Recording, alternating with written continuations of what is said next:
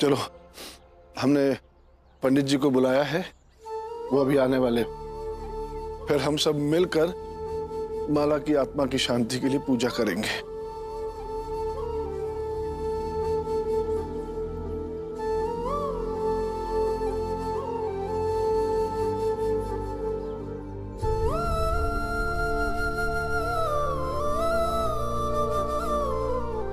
अम्मा, बाबूजी,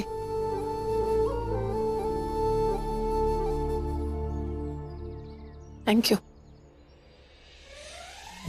नहीं, ये जो कर रहे हैं ना आप, ऐसा लग रहा है कि मेरे संघर्षों को सफलता मिल गई। नहीं, ये तो मुझे पता ही था कि एक दिन हमारा पूरा परिवार कृष्णा को तो स्वीकार कर ही लेगा,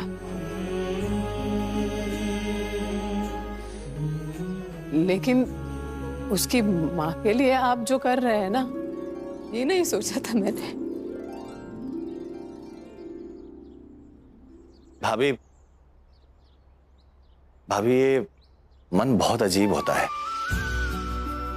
मन के तार कब कहां जुड़ेंगे और कब कौन सी नई भावना जन्म लेगी, कुछ पता नहीं होता। अब देखिए कृष्णा को ही, हम सब के मन कृष्णा से जुड़ गए, तो उसकी माँ माला के लिए अपनेपन की भावना अपने आप जग गई।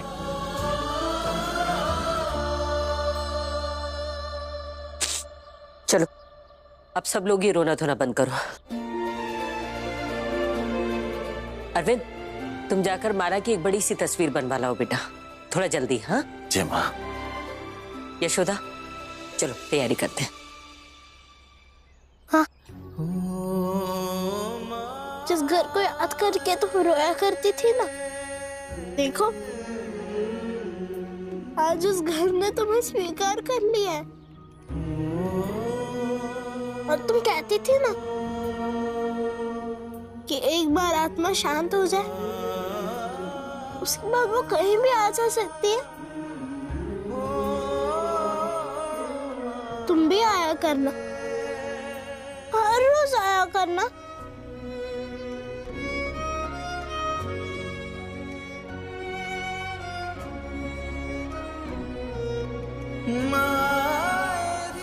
और जैसे पीछे से आकर गले लगाया करती थी ना, ऐसे ही आकर गले लगा लिया करना।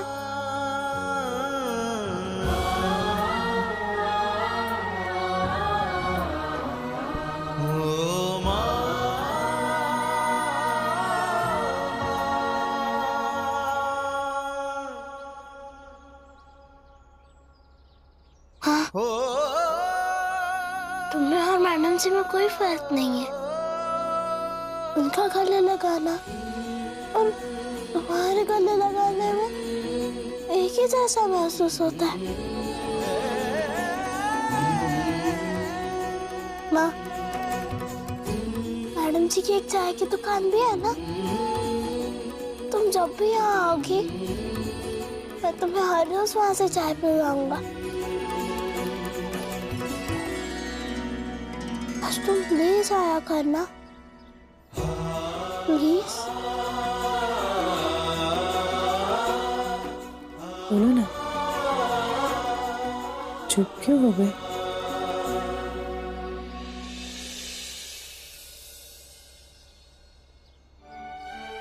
तुम्हारी बातें सुनना अच्छा लग रहा था। देख रही थी एक बेटा अपने माँ से कितना प्यार करता है।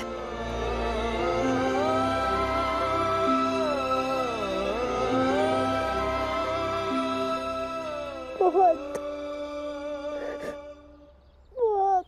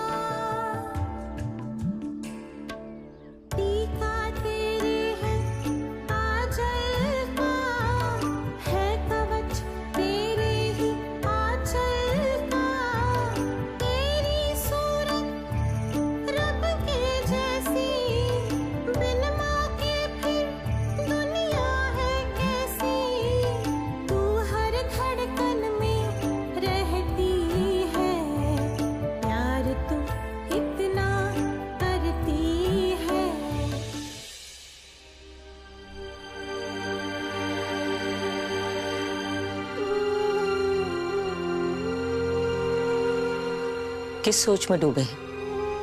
मालती, हमें एक बात खाई जा रही है।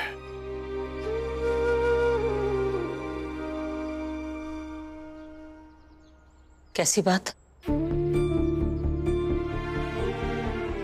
यही कि माला की आत्मा की शांति के लिए हम पूजा तो करवा रहे हैं, लेकिन पूजा के अंत में भगवान से कहा जाता है कि जिस आत्मा की शांति की पूजा हुई है वो हमें फिर से किस रूप में मिले।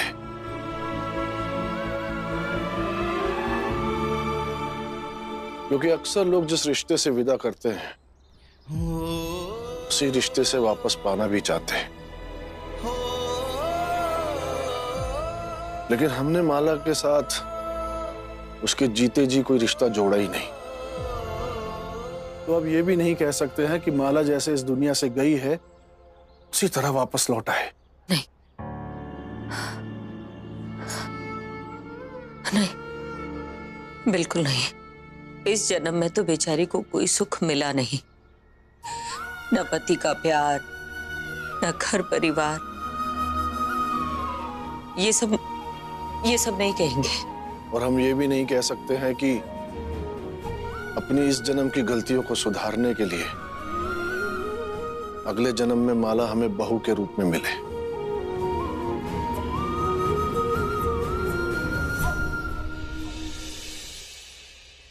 क्योंकि यशोदा हमारी बहू है और वो बहुत अच्छी है।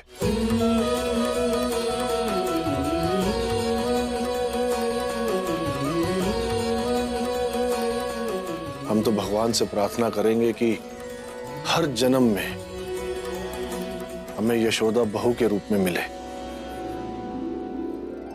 हाँ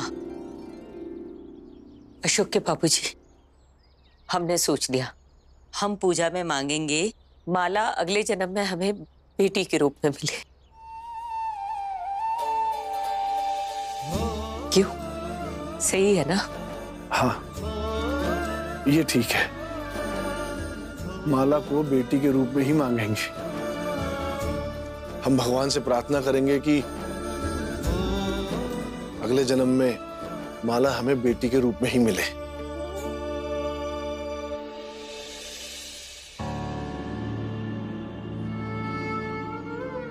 यशोदा, हमने सही सोचा ना?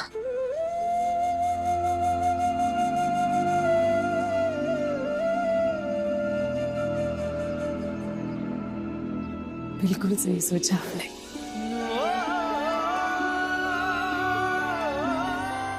माला के लिए इससे अच्छी जगह इस घर में क्या हो सकती है?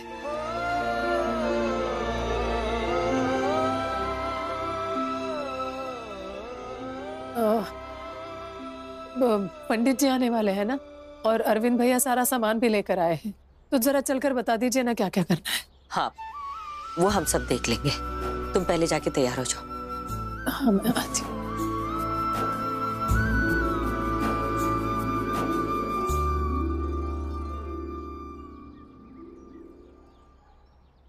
हम भगवान से प्रार्थना करेंगे कि अगले जन्म में माला हमें बेटी के रूप में ही मिले।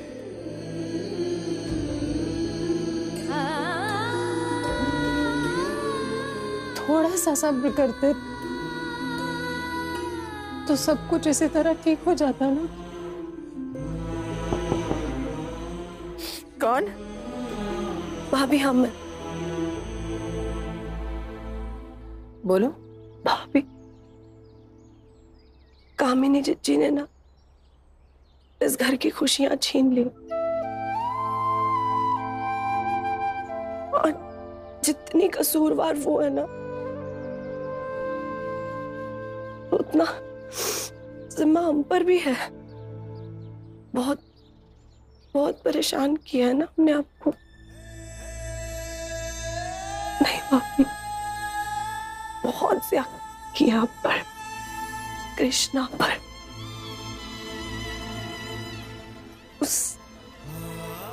उस मासूम को ना बहुत प्रताड़ित किया। उसका खामियाजा भुगत रहे हैं ना। भगवान जी ने हमसे हमारा बच्चा ही छीन लिया। सुनो मेरी बात सुनो, जो हुआ सो हुआ, भूल जाओ। अब ये सोचो कि आगे क्या करना है। इस घर को बस खुशियां चाहिए अब। कैसे भाभी? हम विवाह नहीं बन पाएंगे। हाँ तो डॉक्टर के कहने से बस सब हो जाता तो दुनिया आगे ही नहीं बढ़ती ना। मेरा भतीजा तो आएगा और देख लेना भगवान से कैसे लड़ लेती हूँ मैं इसके लिए। मेरी छोटी बहन की गोद हरी करेंगे भगवान। और सच कह रही हूँ, इस लड़ाई में ना किसी भी हद तक जा सकती हूँ मैं। हमारा हिसाब भी बाकी है ना। अरे उन्होंने तो वही छीन लिया ना जो मुझे सबसे प्यारा था। तो अब वापस बदले में कुछ तो देना पड़ेगा ना उन्हें मुझे।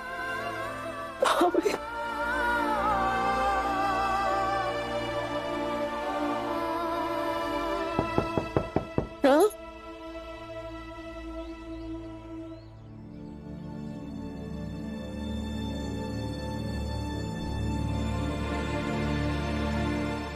हाँ भैया। हमने जो आपके साथ किया है वो माफी के लायक तो नहीं है, लेकिन फिर भी हो सके तो हमें माफ कर दीजिए। बस बस बस बस, अब कोई किसी से माफी नहीं मांगेगा।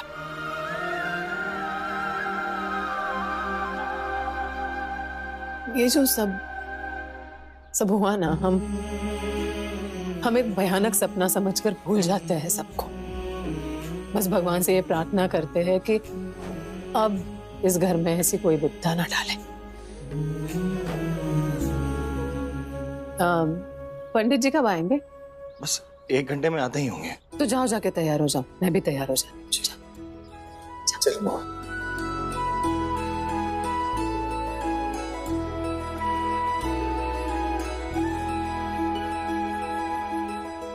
देखिए ना, सब ठीक हो गया है।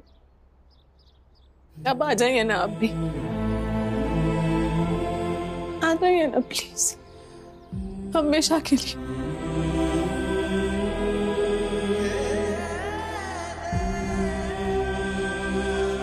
बस अशोक जी अगर भिक्षा मांगने आएंगे ना तो कुछ नहीं दूंगी मैं।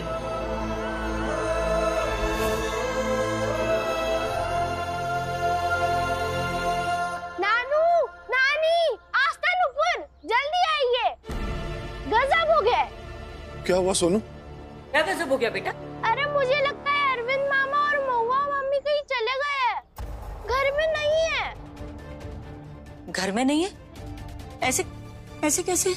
मालती जी, हमारा मोबाइल ला कर दो, दोनों को फोन करके पूछते हैं कि कहाँ गए। कहीं फिर से अरविंद और महुआ के दिमाग में या मन में कोई उल्टे सीधे ख्याल तो नहीं आ रहे? जाओ लेकर आओ।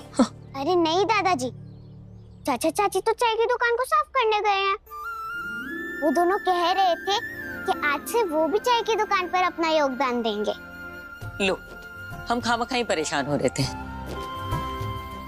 सब कुछ कितना अच्छा हो रहा है ना जी। बस अब भगवान से यही प्रार्थना है कि हमारे घर परिवार को किसी की बुरी नजर ना लगे।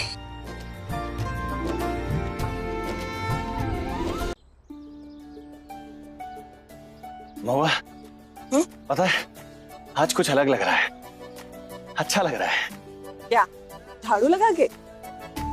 अरे नहीं, अपने घर परिवार के लिए पहले की तरह काम करके, भाभी की दुकान की साफ सफाई करके बहुत अच्छा लग रहा है। अच्छा तो हमें भी लग रहा है अरविंद, और हमारी तो नौकरी भी जा चुकी है, और जो कांड हमने किया है ना उसके बाद तो हमें कोई नौकरी भी नहीं देने वाला। इसलिए अरविंद हम ना ये सोच रहे हैं कि भाभी को बोले कि उनकी दुकान चलाने में ना उनकी मदद करेंगे। देवरानी जेठानी जब मिलके दुकान चलाएंगी ना, फिर और भी अच्छा होगा। और भाभी अपनी पढ़ाई भी पूरी कर पाएंगे अच्छे से। अरे ये तो बहुत अच्छी बात है, और ऊपर से हमें दुकान चलाने का एक्सपीरियंस भी है। भाभी की चाय की दुकान चलाने में कोई दिक्कत ही नहीं होगी। अरविंद, पड़ोसी हैं, इस नाते तुम्हें एक सीख दे रहे हैं। भाभी की दुकान पर काम करोगे तो नौकर बनकर रह जाओगे। अपना कुछ करो या ना करो, पर अपने ही घर में अपनी औकात नौकर के तो मत बनाओ। देखिए, अभी दुकान की साफ सफाई चल रही है, आप थोड़ी देर बाद आइएगा, आपको बढ़िया गरम मस्त कड़क चाय पिलाएंगे। और ये जो आप सीख दे रहे हैं ना, उसी चाय में डालकर पी लेना। और हाँ, एक अपना अनुभव भी शेयर कर रहे हैं, जो हमने अपनी जिंदगी में बहुत कुछ खोकर सीखा है कि अगर रिश्ते में छोटे हो ना, तो छोटे बनकर रहने में ही बहुत फायदा है। और जिनके बारे में आप बात कर रहे हैं ना, यशोदा भाभी, वो बहुत बड़ी इंसान है। उन्होंने इतने इल्जाम सहे हैं ना, फिर भी हर रिश्ते को वो निभाती आ रही है, वो भी बहुत अच्छे तरीके से। अरे उनके लिए नौकर तो क्या, जान तक दे देंगे हम। महुआ, घर चलें, पंडित जी भी आते होंगे। अरे हाँ, चलो चलो, बस हो गया।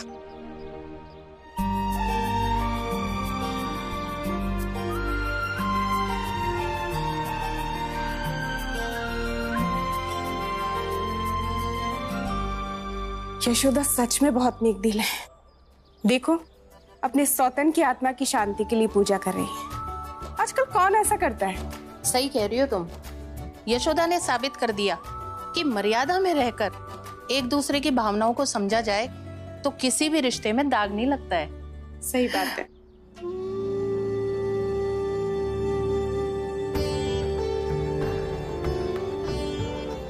मृतक की आत्मा की शांति का पूजन कौन करेगा? कृष्णा। मैडम जी। बेटे हो तुम माला के, अगर उसका बेटा ये पूजा करेगा तो उसे ज्यादा अच्छा लगेगा।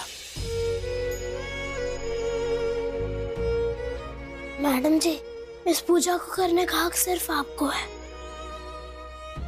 मैंने तो माँ को सिर्फ तकलीफें ही दी हैं। अगर मैं पैदा ही नहीं होता, माँ को बेटे के भविष्य की चिंता ही नहीं होती, और शायद वो आज जिंदा होती। मैंने तो सिर्फ परेशानियां ही दी है माँ को, लेकिन आपने माँ को सुकून दिया है, शांति दी है। इसलिए इस पूजा को करने का हक सिर्फ आपको है। ठीक है, मैं करती हूँ। नहीं, यशोदा पूजा नहीं करेगी।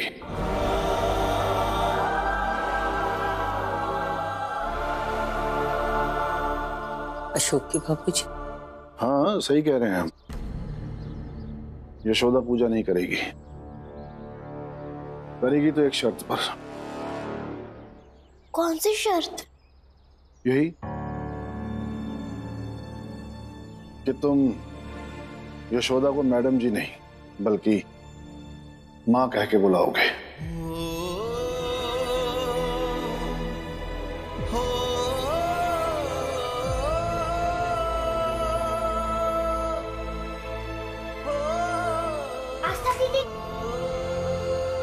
बड़ी बेबी, मैडम जी को माँ कहने का हक बस आप दोनों को है। आस्था, बेटा, हम तुम्हारी भावनाओं की कद्र करते हैं, लेकिन कृष्णा, तुम्हारे दादाजी भी बिल्कुल सही कह रहे हैं। जब तक कृष्णा यशोदा को माँ नहीं कहेगा, तब तक यशोदा पूजा में नहीं बैठेगी। हाँ बेटा, माँ कह दो। कृष्णा, बेटे होने का फर्ज तो निभाते ही हो तुम, तो कह दो ना माँ।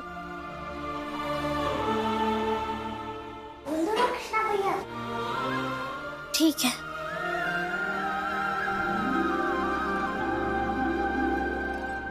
नहीं, मैडम जी नहीं कहूंगा, लेकिन माँ भी नहीं कहूंगा। मैं आज से इन्हें